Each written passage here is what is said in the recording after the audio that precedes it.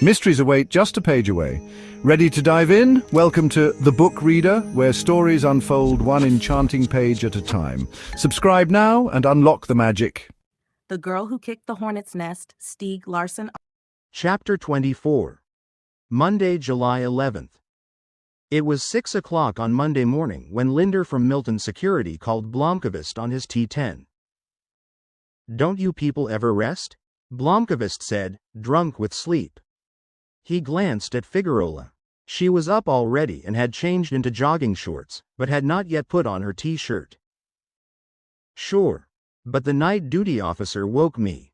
The silent alarm we installed at your apartment went off at 3 o'clock. "Did it? I drove down to see what was going on. This is a bit tricky. Could you come to Milton this morning? As soon as possible, that is." "This is serious," Armansky said. It was just after 8 o'clock when Armansky, Blomkvist, and Linder were gathered in front of a TV monitor in a conference room at Milton Security. Armansky had also called in Johan Frackland, a retired criminal inspector in the Solna police, now chief of Milton's operations unit, and the former inspector Sonny Bowman, who had been involved in the Salander affair from the start. They were pondering the surveillance video that Linder had just shown them. "What we see here is Sapo officer Jonas Sandberg opening the door to Michael's apartment at 3:17. He has his own keys. You will recall that Falson, the locksmith, made copies of the spare set when he and Goran Martinsson broke in several weeks ago." Armansky nodded sternly. "Sandberg is in the apartment for approximately 8 minutes. During that time he does the following things. First, he takes a small plastic bag from the kitchen, which he fills. Then he unscrews the back plate of a speaker which you have in the living room, Michael. That's where he places the bag. The fact that he takes a bag from your kitchen is significant." "It's a consom bag," Blomkvist said. "I save them to put cheese and stuff in. I do the same. What matters, of course, is that the bag has your fingerprints on it." Then he takes a copy of SMP from the recycling bin in the hall. He tears off a page to wrap up an object, which he puts on the top shelf of your wardrobe. Same thing there. The paper has your fingerprints on it. "I get you," Blomkvist said. "I drive to your apartment at around 5 o'clock, Linder said. "I find the following items. In your speaker there are now approximately 180 grams of cocaine. I've taken a sample, which I have here." She put a small evidence bag on the conference table. "What's in the wardrobe?" Blomkvist said. "About 120,000 kroner in cash." Armansky motioned to Linder to turn off the TV. He turned to Frackland.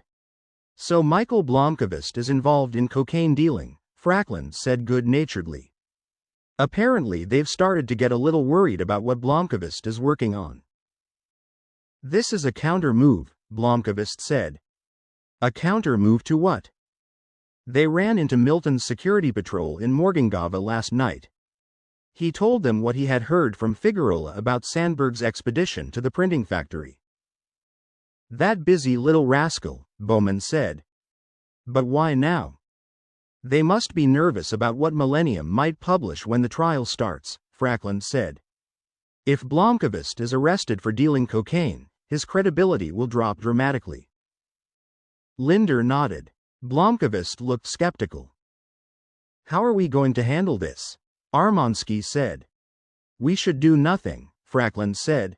"We hold all the cards. We have crystal clear evidence of Sandberg planting the stuff in your apartment. Let them spring the trap. We can prove your innocence in a second, and besides, this will be further proof of the section's criminal activities. I would so love to be prosecutor when those guys are brought to trial." "I don't know," Blomkvist said slowly. "The trial starts the day after tomorrow."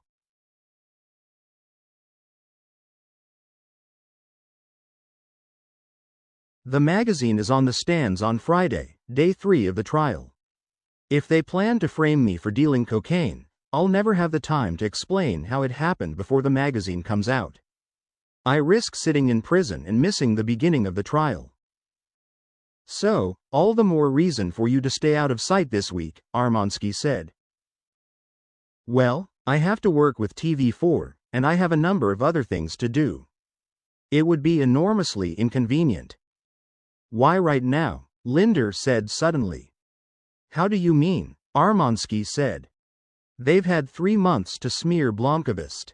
Why did right now? Whatever happens, they're not going to be able to prevent publication. They all sat in silence for a moment. It might be because they don't have a clue what you're going to publish, Michael, Armansky said. They have to suppose that you have something in the offing, but they might think all you have is Bjork's report. They have no reason to know that you're planning on rolling up the whole section. If it's only about Bjork's report, then it's certainly enough to blacken your reputation. Any revelations you might come up with would be drowned out when you're arrested and charged. Big scandal. The famous Michael Blomkvist arrested on a drug charge. 6 to 8 years in prison. Could I have 2 copies of the video? Blomkvist said. What are you going to do with them? Lodge 1 copy with Edclinth. And in 3 hours I'm going to be at TV4. I think it would be prudent to have this ready to run on TV if or when all hell breaks loose. Figueroa turned off the DVD player and put the remote on the table. They were meeting in the temporary office on Fridhemsplan. Cocaine, Edclinth said. They're playing a very dirty game here.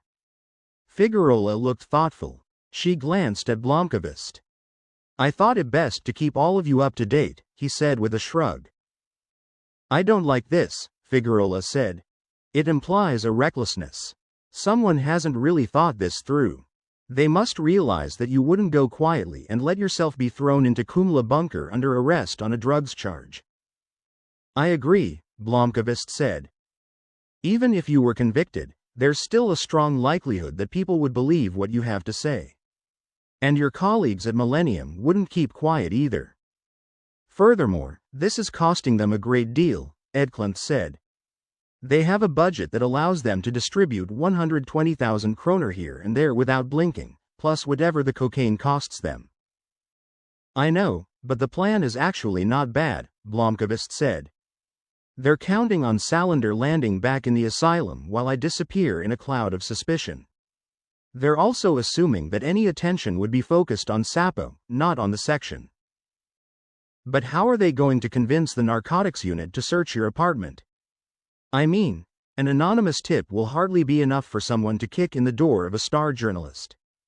And if this is going to work, suspicion would have to be cast on you within 48 hours. Well, we don't really know anything about their schedule, Blomkvist said. He felt exhausted and longed for all this to be over. He got up. Where are you off to? Figueroa said. I'd like to know where you're going to be for the next few days. I have a meeting with TV4 at lunchtime. And at 6 o'clock I'm going to catch up with Erica Berger over a lamb stew at Samir's. We're going to fine-tune the press release. The rest of the afternoon and evening I'll be at Millennium, I imagine. Figueroa's eyes narrowed slightly at the mention of Berger. I need you to stay in touch during the day. I'd prefer it if you laid low until the trial starts. Maybe I could move in with you for a few days, Blomkvist said with a playful smile. Figueroa's face darkened. She cast a hasty glance at Edclinth. Monica's right, Edclinth said. I think it would be best if you stay more or less out of sight for the time being. You take care of your end, Blomkvist said, and I'll take care of mine. The host of She on TV4 could hardly conceal her excitement over the video material that Blomkvist had delivered. Blomkvist was amused at her undisguised glee. For a week they had worked like dogs to put together coherent material about the section that they could use on TV. Her producer and the news editor at TV4 were in no doubt as to what a scoop the story would be. It was being produced in the utmost secrecy, with only a few people involved. They had agreed to Blomkvist's insistence that the story be the lead the evening of the third day of the trial. They had decided to do an hour-long news special. Blomkvist had given her a quantity of still photographs to work with, but on television nothing compares to the moving image. She was simply delighted when he showed her the video, in razor-sharp definition, of an identifiable police officer planting cocaine in his apartment. "This is great TV," she said. Camera shot. "Here is Sapo planting cocaine in the reporter's apartment." Quote. "Not Sapo, the section," Blomkvist corrected her. "Don't make the mistake of confusing the two. Sandberg works for Sapo, for God's sake," she said. "Sure, but in practice he should be regarded as an infiltrator. Keep the boundary line very clear." "Understood. It's the section that's the story here. Not Sapo. Michael, can you explain to me how it is that you keep getting mixed up in these sensational stories? And you're right. This is going to be bigger than the Wennerstrom affair. Sheer talent, I guess. Ironically enough, this story also begins with a Wennerstrom. The spy scandal of the 60s, that is." Berger called at 4 o'clock. She was in a meeting with the Newspaper Publishers Association, sharing her views on the planned cutbacks at SMP, which had given rise to a major conflict in the industry after she had resigned. She would not be able to make it to their dinner before 6:30. Sandberg helped Clinton move from the wheelchair to the daybed in the room that was his command center in the section's headquarters on Artillerigatan. Clinton had just returned from a whole morning spent in dialysis. He felt ancient, infinitely weary. He had hardly slept the past few days and wished that all this would soon come to an end. He had managed to make himself comfortable, sitting up in the bed, when Nystrom appeared. Clinton concentrated his energy. "Is it ready?" "I've just come from a meeting with the Nikolic brothers," Nystrom said. "It's going to cost $50,000. "We can afford it," Clinton said. "Christ, if only I were young again." He turned his head and studied Nystrom and Sandberg in turn. "No qualms of conscience?" he said. They shook their heads. "When?" Clinton said. "Within 24 hours, Nystrom said. "It's difficult to pin down where Blomkvist is staying, but if worst comes to worst they'll do it outside Millennium's offices." "We have a possible opportunity tonight, 2 hours from now," said Sandberg. "Oh, really?" Erica Berger called him a while ago. "They're going to have dinner at Samir's Cauldron. It's a restaurant near Bellmansgaten." "Berger," Clinton said hesitantly. "I hope for God's sake that she doesn't," Nystrom began. "That wouldn't be the end of the world," Sandberg interrupted. Clinton and Nystrom both stared at him.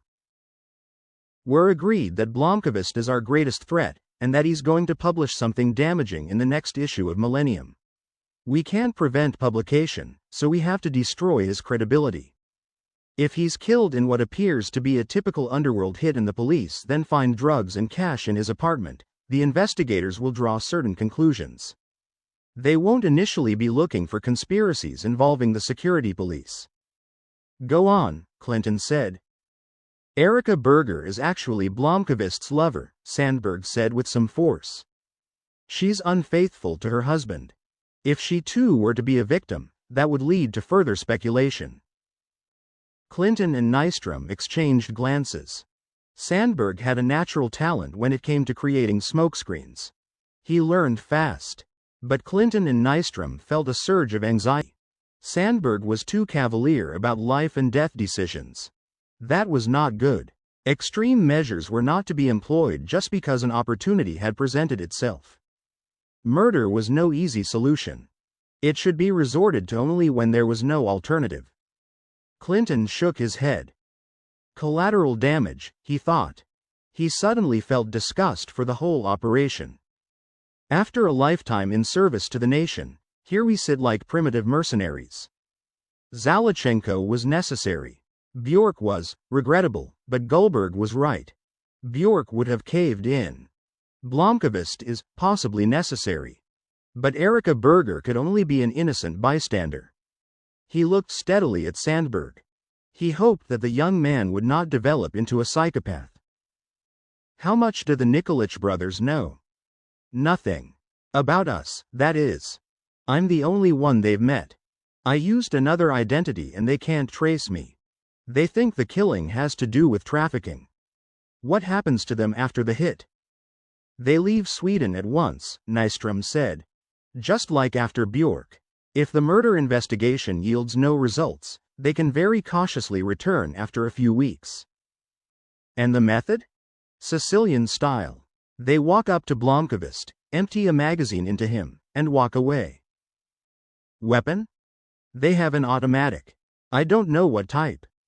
I do hope they won't spray the whole restaurant. No danger of that.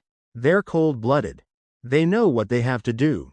But if Berger is sitting at the same table. Collateral damage. Look here, Clinton said.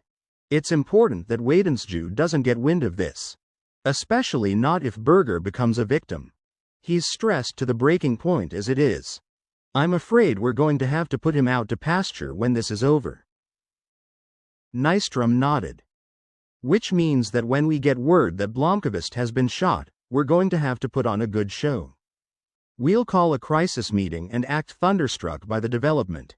We can speculate who might be behind the murder, but we'll say nothing about the drugs until the police find the evidence. Blomkvist took leave of the host of She just before 5 o'clock. They had spent the afternoon filling in the gaps in the material. Then Blomkvist had gone to makeup and subjected himself to a long interview on film. One question had been put to him which he struggled to answer in a coherent way, and they had to film that section several times. How is it possible that civil servants in the Swedish government will go so far as to commit murder? Blomkvist had brooded over the question long before She's host had asked it. The section must have considered Zalachenko an unacceptable threat, but it was still not a satisfactory answer. The reply he eventually gave was not satisfactory either. The only reasonable explanation I can give is that over the years the section developed into a cult in the true sense of the word. They became like Nutby, or the pastor Jim Jones, or something like that. They write their own laws, within which concepts like right and wrong have ceased to be relevant. And through these laws they imagine themselves isolated from normal society. It sounds like some sort of mental illness, don't you think? That wouldn't be an inaccurate description. Blomkvist took the tunnelbana to Slussen. It was too early to go to Samir's cauldron. He stood on Södermalmstorg for a while. He was worried still, yet all of a sudden life felt right again. It was not until Berger came back to Millennium that he realized how terribly he had missed her. Besides, her retaking of the helm had not led to any internal strife. Eriksson had reverted happily to the position of managing editor, indeed was almost ecstatic. As she put it, that life would now return to normal. Berger's coming back had also meant that everyone discovered how incredibly understaffed they had been during the past 3 months. Berger had had to resume her duties at Millennium at a run, and she and Eriksson managed to tackle together some of the organizational issues that had been piling up. Blomkvist decided to buy the evening papers and have coffee at Java on Hornsgaden to kill time before he met Berger. Prosecutor Ragnhild Gustafsson of the National Prosecutor's Office set her reading glasses on the conference table and studied the group. She had a lined but apple-cheeked face and short, graying hair.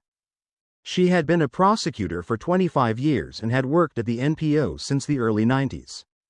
She was 58.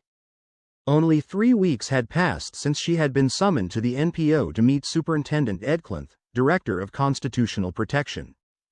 That day she had been busily finishing up 1 or 2 routine matters so she could begin her 6-week leave at her cabin on the island of Husaro with a clear conscience. Instead, she had been assigned to lead the investigation of a group of civil servants who went by the name of the Section. Her vacation plans had to be shelved. She had been advised that this would be her priority for the foreseeable future, and she had been given more or less free rein to shape her operational team and make the necessary decisions. This may prove to be one of the most sensational criminal investigations this country has witnessed, the Prosecutor General had told her. She was beginning to think he was right. She had listened with increasing amazement to Edklinth's summary of the situation and the investigation he had undertaken at the instruction of the Prime Minister.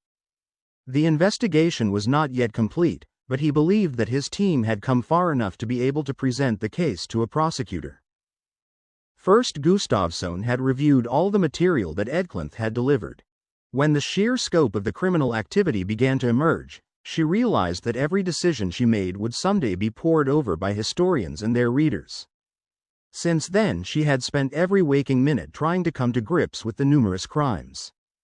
The case was unique in Swedish law, and since it involved charting criminal activity that had gone on for at least 30 years, she recognized the need for a very particular kind of operational team.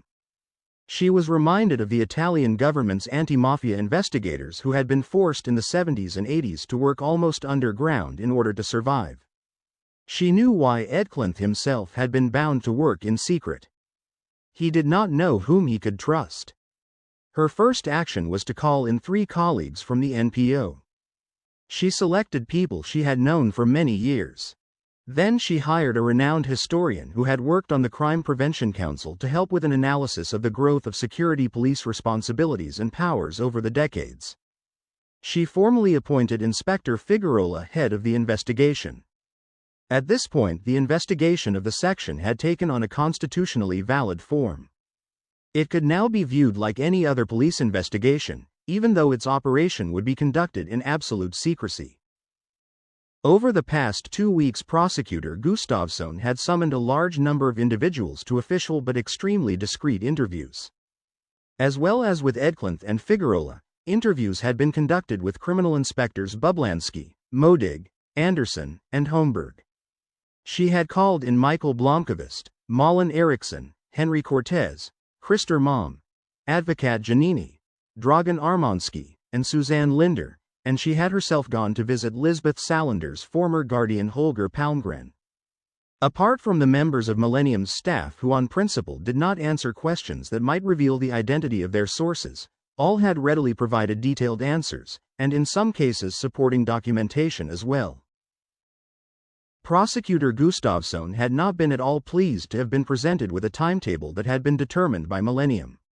It meant that she would have to order the arrest of a number of individuals on a specific date. She knew that ideally she would have had several months of preparation before the investigation reached its present stage, but she had no choice. Blomqvist had been adamant.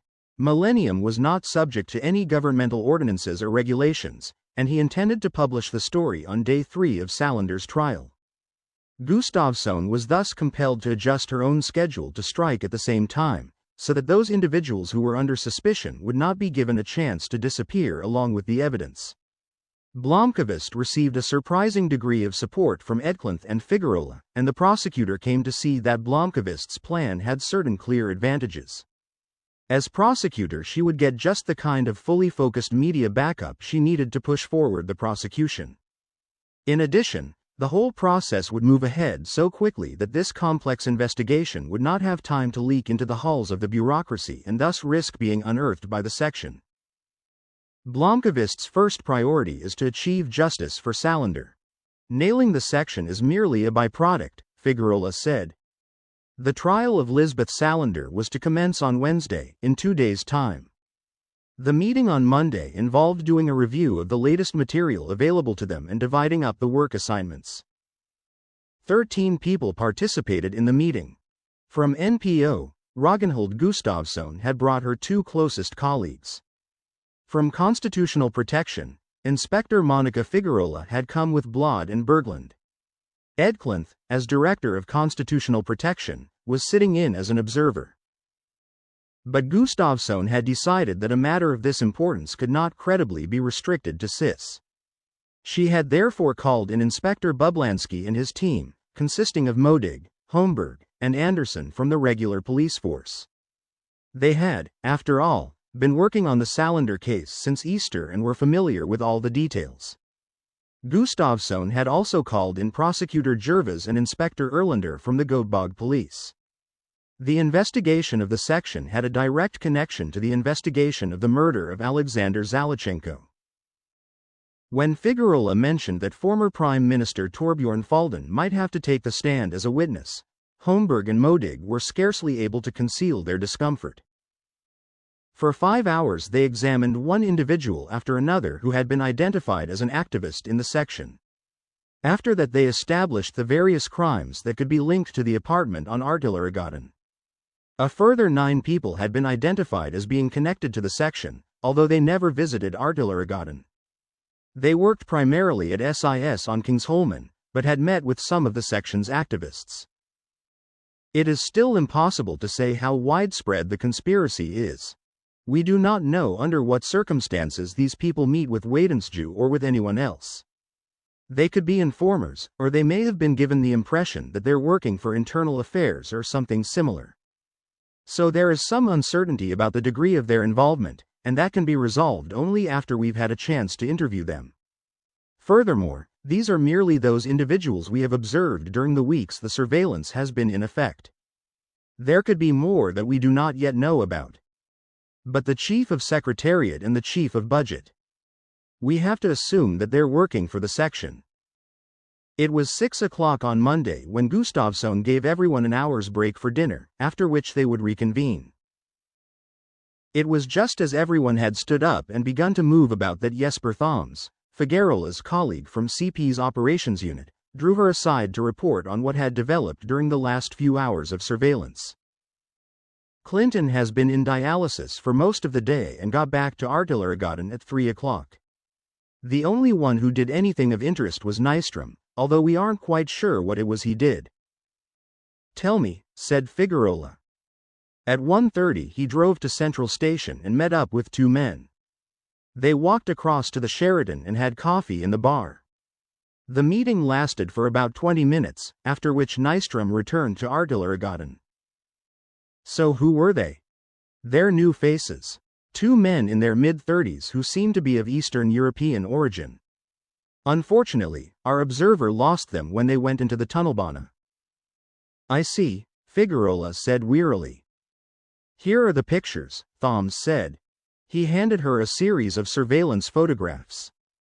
She glanced at the enlargements of 2 faces she had never set eyes on before. Thanks, she said, laying out the photographs on the conference table. She picked up her handbag to go and find something to eat. Anderson, who was standing nearby, bent to look more closely at the pictures. Oh, shit, he said. Are the Nikolic brothers involved in this? Figuerola stopped in her tracks. Who did you say? These 2 are seriously rotten apples, Anderson said. Tomi and Miro Nikolic. Have you had dealings with them? Sure. 2 brothers from Hudding. Serbs. We had them under observation several times when they were in their 20s and I was in the gang's unit. Miro is the dangerous one. He's been wanted for about a year for aggravated assault. I thought they'd both gone back to Serbia to become politicians or something. Politicians? Right. They went to Yugoslavia in the early 90s and helped carry out ethnic cleansing. They worked for a mafia leader, Arkin, who was running some sort of private fascist militia.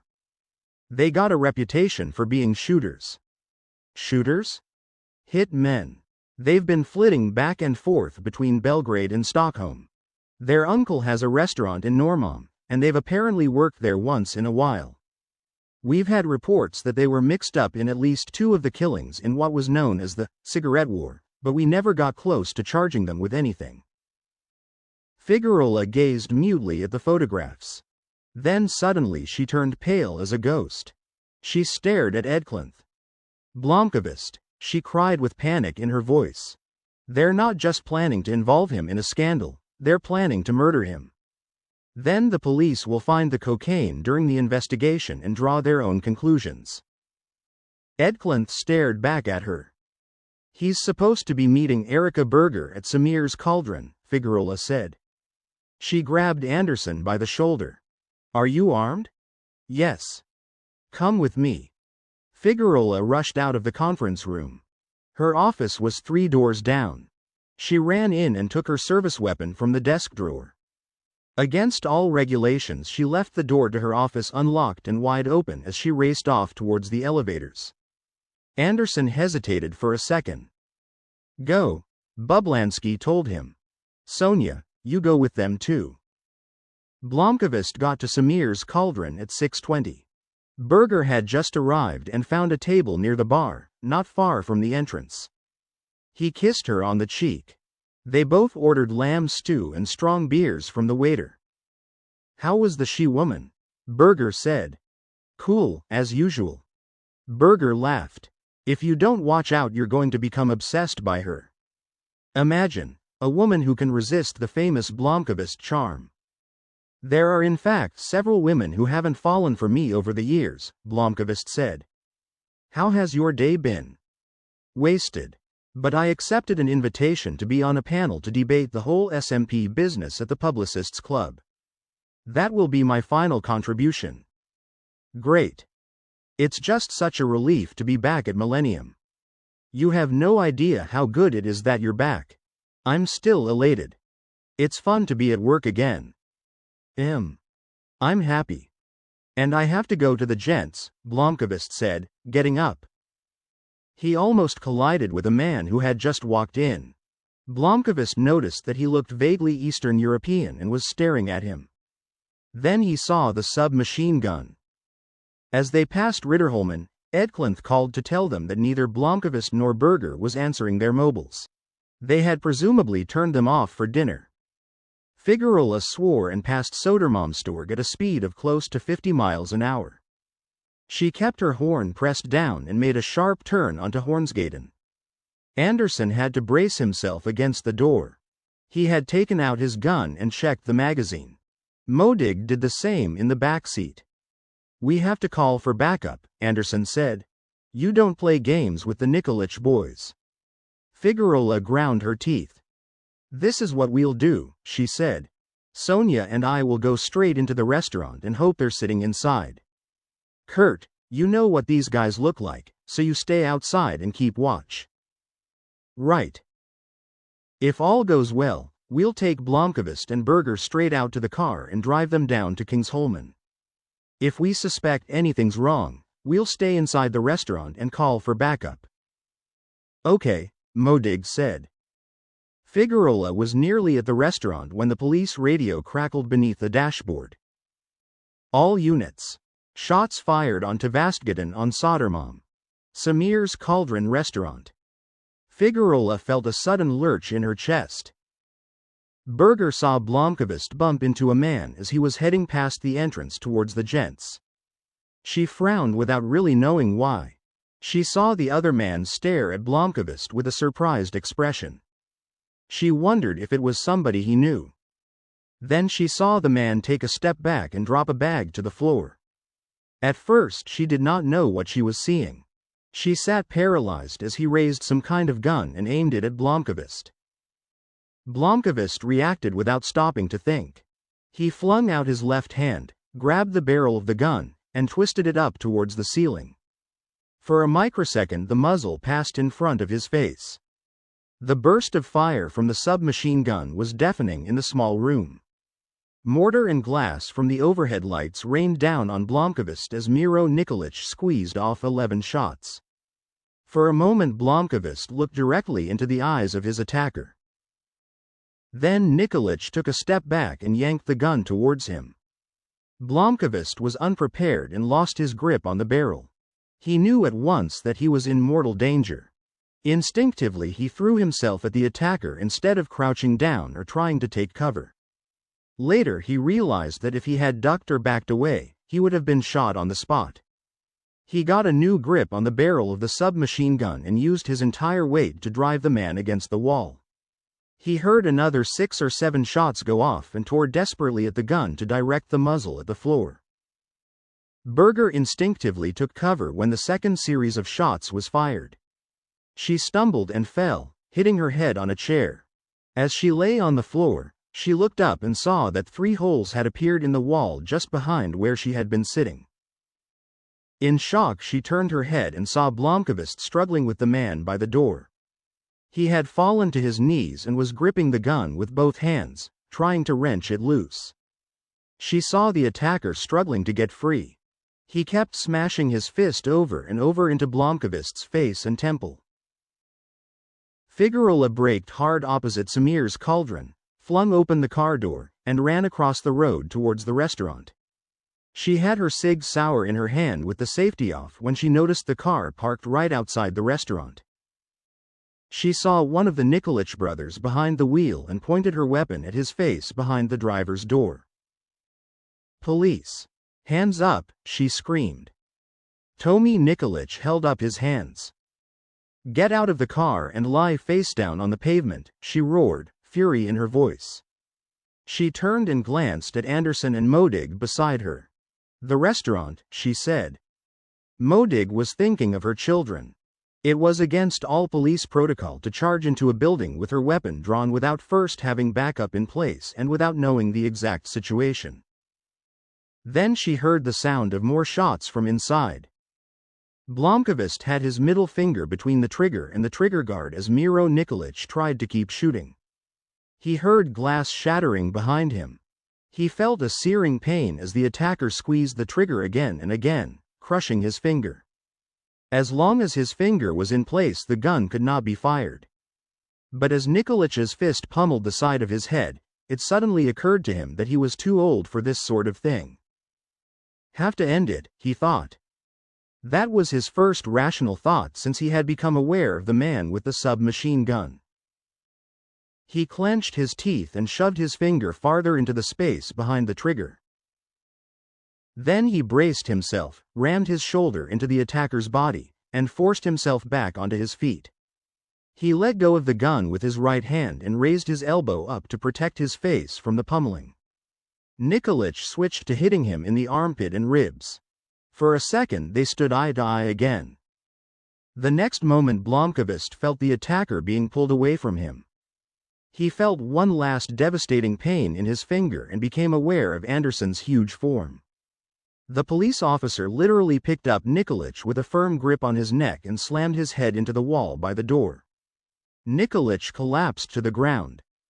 Police. Get down. Stay still, he heard Modig yell. He turned his head and saw her standing with her legs apart and her gun held in both hands as she surveyed the chaos. At last she raised her gun to point it at the ceiling and looked at Blomkvist. Are you hurt? She said. In a daze Blomkvist looked back at her. He was bleeding from his forehead and his nose. I think I broke a finger, he said, sitting down on the floor. Figueroa received backup from the Sodermalm armed response team less than a minute after she forced Tomi Nikolic to the pavement at gunpoint. She showed her ID and left the officers to take charge of the prisoner. Then she ran inside.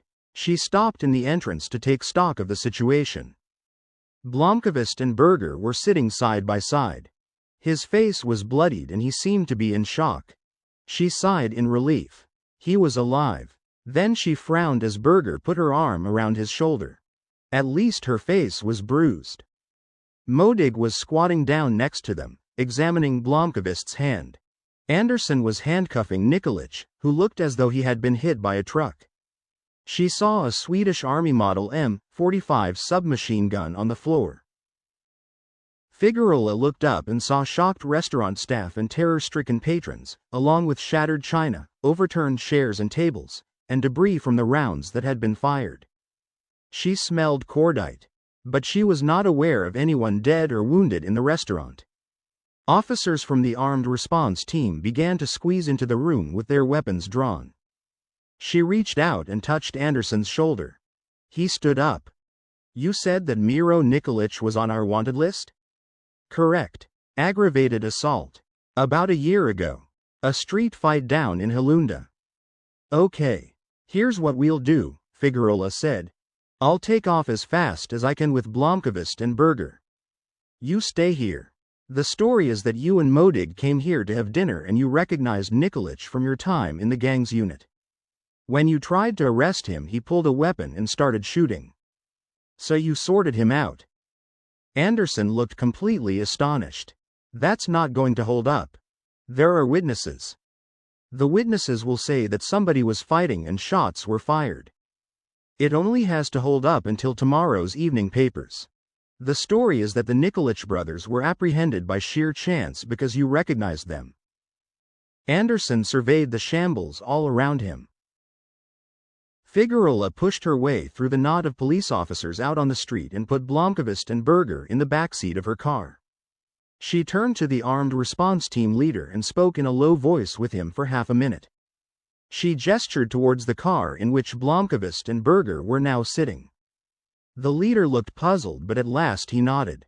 She drove to Zinkensdamm, parked, and turned around to her passengers. "How badly are you hurt?" "I took a few punches.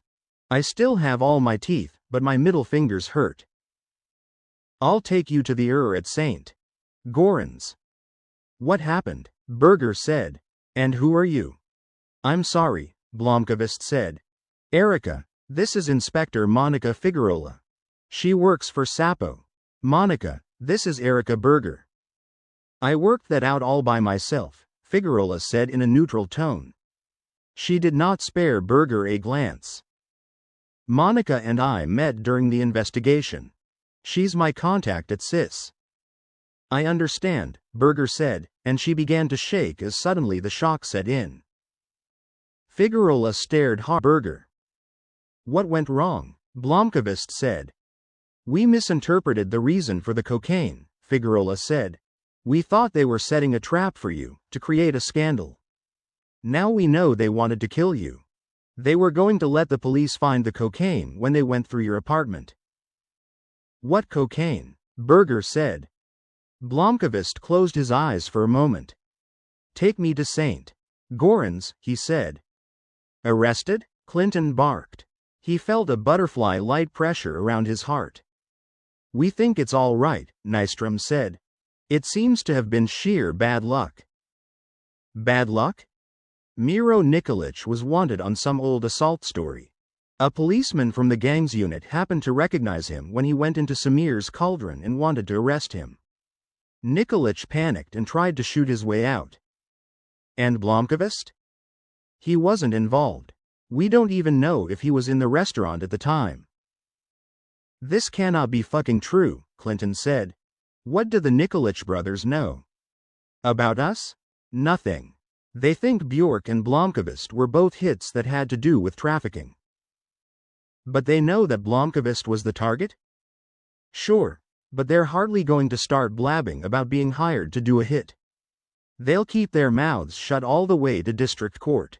They'll do time for possession of illegal weapons and, as like as not, for resisting arrest." "Those damned fuck-ups," Clinton said. "Well, they seriously screwed up.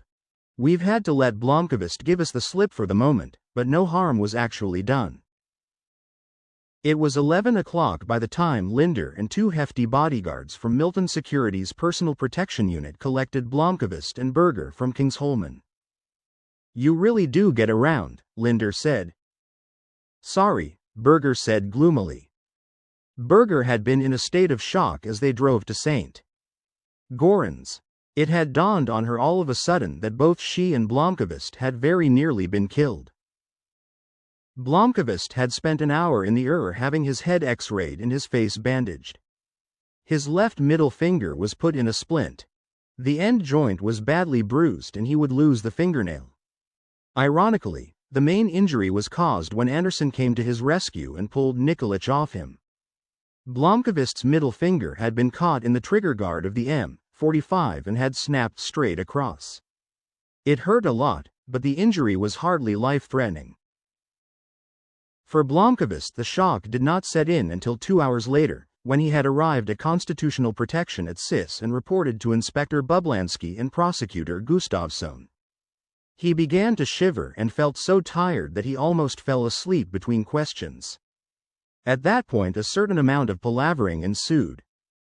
"We don't know what they're planning, and we have no idea whether Michael was the only intended victim," Figueroa said.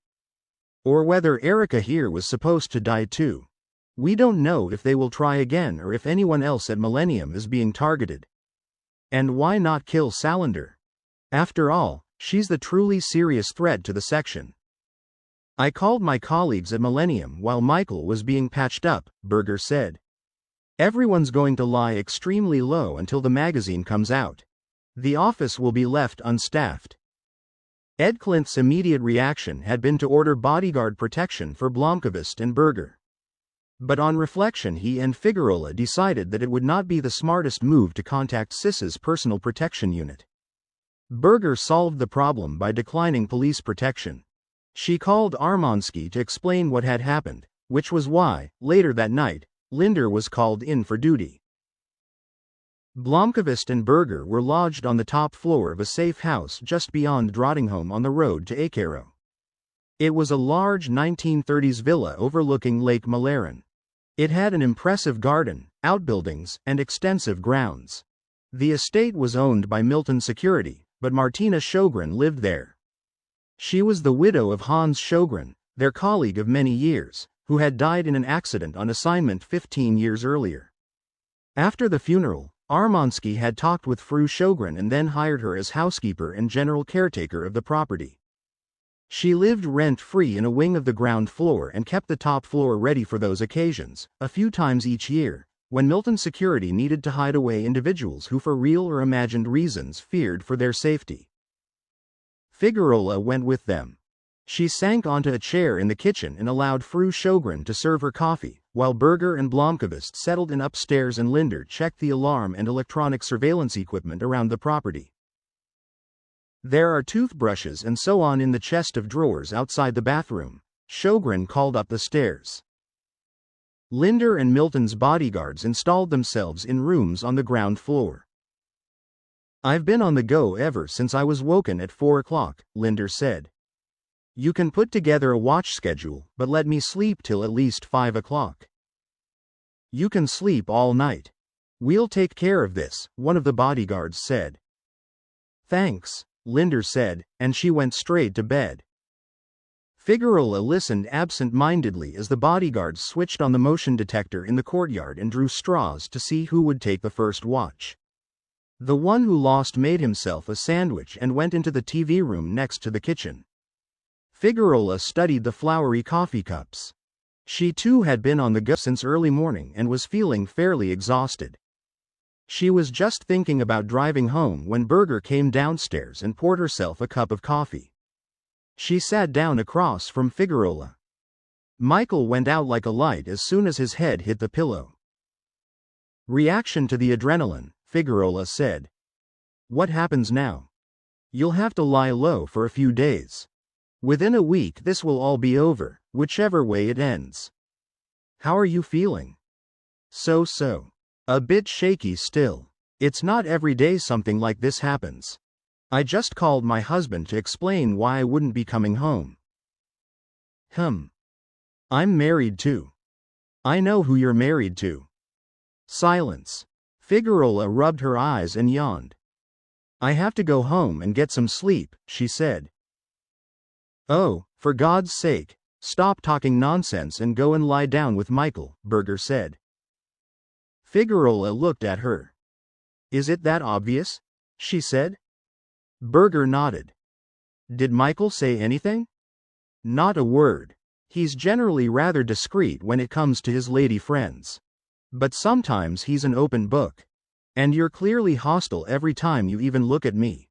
The two of you obviously have something to hide." "It's my boss," Figueroa said. "Where does he come into it? He'd fly off the handle if he knew that Michael and I were." "I can see that." Silence. "I don't know what's going on between you two, but I'm not your rival," Berger said. "You're not?" "Michael and I sleep together now and then. But I'm not married to him. I heard that you two had a special relationship.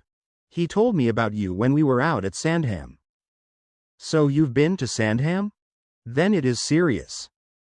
Don't make fun of me. Monica, I hope that you and Michael, I'll try to stay out of your way. And if you can't?"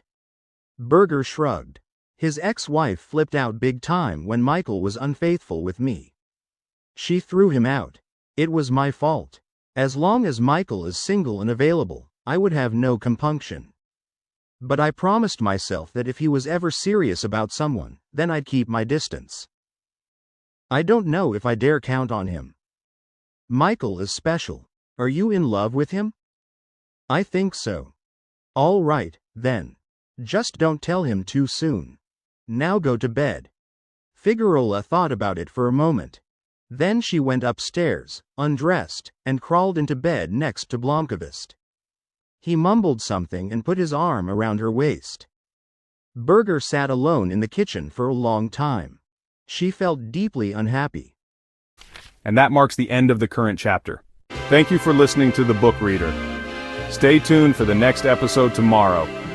Please subscribe for updates.